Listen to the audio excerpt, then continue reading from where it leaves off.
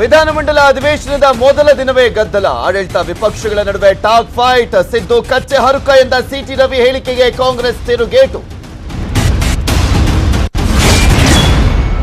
ಅಧಿವೇಶನದ ವೇಳೆಯೇ ಕಾಂಗ್ರೆಸ್ನಿಂದ video bomb. PSI ನೇಮಕಾತಿ ಅಕ್ರಮದ ದಾಖಲೆ ರಿಲೀಸ್ ಮಾಡ್ತಾ ಇದೆ ಕೈ ಟೀಮ್. ಯಾವಾಗ್ಲೋ ಮಾತಾಡಿದ್ದು ಅಂತ ದಡೆ ಸಗೂರು ತಿರುಗೇಟು.